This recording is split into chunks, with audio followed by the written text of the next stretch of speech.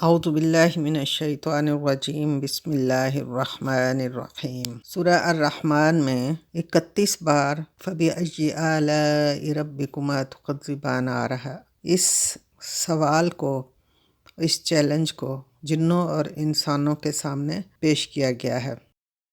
اور اس کا مطلب کیا ہے کہ تم اپنے رب کی کون کون سی نشانیوں کو، آیات کو جھٹلاؤ گے۔ 31 مرتبہ ایک ہی صورت میں اتنی بار اللہ تعالیٰ نے اس کا ذکر کیا ہے،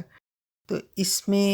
بہت بڑی حکمت ہے، اور یہ آیت قرآن پاک میں صرف سورہ الرحمن میں آئی ہے، اور یہی وہ صورت ہے جس میں جن اور انسان دونوں کو مخاطب کیا گیا ہے۔ اس کے علاوہ اسی آیت کی وجہ سے اسے قرآن پاک کی زینت بھی کہا جاتا ہے، کیونکہ فَبِأَيِّ آلَاءِ رَبِّكُمَا تُكَذِّبَانِ کی ہر جگہ معنی فرق ہیں، اور آلا جو ہے اس کا کوئی ایسا لفظ نہیں ملتا ہمیں جو اس کے معنی کی وضاحت کر سکے۔ اس میں جتنی بھی جو بھی نعمتیں، خوشیاں، بھلائیاں، قدرتیں اللہ کی، وہ سب اس میں آ جاتی ہیں اور سب اس میں بیان ہوئی ہیں، اور اسی لیے قرآن پاک کی زینت اس صورت کو کہا گیا ہے۔ حضرت علی رضی اللہ تعالیٰ عنہ سے روایت ہے، فرمایا کہ میں نے رسول اللہ صلی اللہ علیہ وسلم سے سنا، آپ نے فرمایا کہ ہر چیز کے لیے حسن و جمال و زینت و خوبصورتی ہے،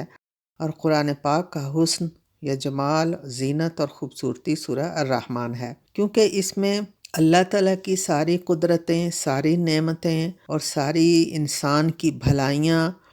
اور خوبیاں، کائنات کی اور جنت کی سب چیزیں اس میں شامل ہیں۔ اور اس صورت کے بارے میں یہ حضرت جابر رضی اللہ تعالیٰ عنہ سے روایت ہے کہ نبی صلی اللہ علیہ وسلم نے فرمایا، ایک مرتبہ اپنے صحابہ کے ساتھ تشریف لائے، پس آپ نے سورہ الرحمن اول سے آخر تک تلاوت فرمائی۔ صحابہ کرام خاموش سنتے رہے، تو آپ صلی اللہ علیہ وسلم نے فرمایا کہ میں نے سورہ الرحمن جنات کے اوپر پڑھی، وہ جواب دینے میں تم سے زیادہ اچھے تھے۔ میں نے جب بھی فَبِأَيِّ آلَاءِ رَبِّكُمَا تُكَذِّبَانِ پڑھا تو جنات کہتے، لا بِشَيْءٍ مِّن نِعَمِكَ رَبَّنَا نُكَذِّبُ فَلَكَ الْحَمْدُ۔ تو ہر مرتبہ جب فَبِأَيِّ آلَاءِ رَبِّكُمَا تُكَذِّبَانِ آیت آئے تو یہ سکھایا گیا ہے کہ اس آیت کو پڑھا جائے تو ساتھ اس کا جواب دیا جائے، یعنی لا بِشَيْءٍ مِّن نِعَمِكَ رَبَّنَا نُكَذِّبُ، اے اللہ، اے رب، ہم تیری نعمتوں میں سے کسی بھی نعمت کو نہیں جھٹلاتے، تمام تعریفیں تیرے لیے ہیں۔ اور وہ نعمتیں دنیا کی بھی اللہ تعالیٰ نے بتائیں اور دکھائیں اور جتائیں، اور آخرت کی بھی جو جنت کی نعمتیں ہیں ان کا بھی اس میں ذکر کیا ہے۔ تو فَبِأَيِّ آلَاءِ رَبِّكُمَا تُكَذِّبَانِ جو ہے وہ ایک خاص معنی میں بہت فضیلت اور بہت وسعت رکھتی ہے، اور کہیں تو یہ عجائب قدرت کے معنوں میں آتی ہے، اور کہیں نعمت کا پہلو آتا ہے، اور کہیں اللہ تعالیٰ کے عجیب کرشموں کا ذکر کرنے کے بعد یہ سوال کیا گیا ہے کہ تم اللہ کی کس کس نعمت کو جھٹلاؤ گے۔ اور جنت کے بارے میں بھی اللہ تعالیٰ نے اس میں جتنا تفصیل سے ذکر کیا ہے، وہ جو چیزیں ہمیں ابھی ملنے والی ہیں، جس کی ہمیں چاہت دلائی گئی ہے، اس کے بارے میں بھی اللہ تعالیٰ نے جہاں بھی ذکر کیا ہے پھر فرمایا فَبِأَيِّ آلَاءِ رَبِّكُمَا تُكَذِّبَانِ، یعنی ہم جنوں اور انسانوں کے بارے میں جتنا علم اللہ تعالیٰ نے دیا ہے وہ اللہ ہی کا دیا ہوا ہے، کسی کے پاس خود نہیں آیا۔ اور جنوں کے متعلق ہمارے پاس زیادہ معلومات نہیں ہیں، مگر انسان تو ہمارے سامنے موجود ہے۔ اللہ تعالیٰ نے انسان کو دماغ دیا، اور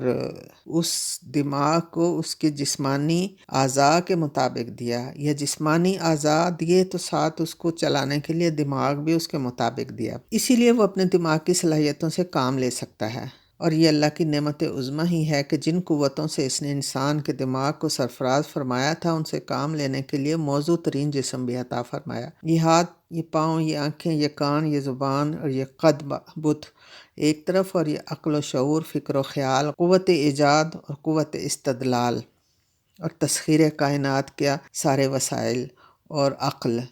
یہ سب کچھ صلاحیتیں اللہ تعالیٰ نے دی ہیں۔ اس کے بارے میں جتنا غور کریں اتنا ہی اللہ کی شان پہ پیار آتا ہے، اور اللہ کی قدرت پہ یقین آتا ہے۔ تو اللہ تعالیٰ نے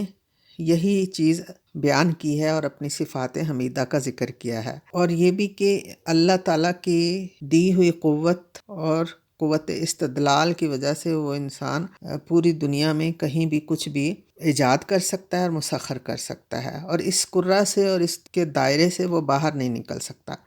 اور جو کچھ بھی اگر وہ کر سکتا ہے تو اللہ کی مدد سے اور اللہ کے اذن سے اور اللہ کی اجازت سے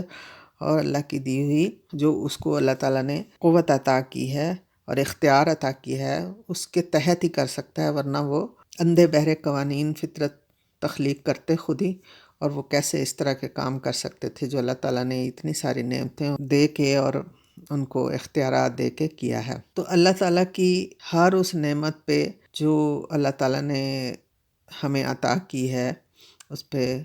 شکر ادا کرنا چاہیے، اور دن رات صبح و شام ہر وقت اس چیز کا احساس دلانا چاہیے کہ ہم اپنے رب کی کسی بھی قدرت کو، کسی بھی نعمت کو جھٹلا نہیں سکتے، وہ چاہے دنیا کی ہو چاہے وہ آخرت کی ہو۔ اور ہم دیکھتے ہیں کہ آخری 2 آیات میں اللہ تعالیٰ نے جنت کی تفصیل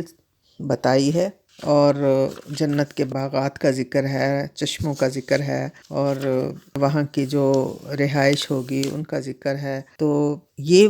وہ نعمت ہے، یہ وہ انجام ہے، اور یہ وہ اعزاز ہے، یہ وہ ثمر ہے جو اب تک ہم صفات المومنین اور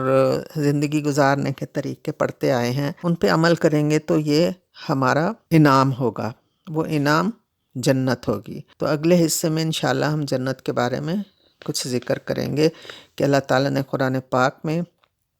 جگہ جگہ جس جنت کا ذکر کیا ہے وہ کیسی ہے۔ تو انشاءاللہ اگلے حصے میں ہم جنت کے بارے میں ذکر کریں گے۔ السلام علیکم ورحمۃ اللہ وبرکاتہ۔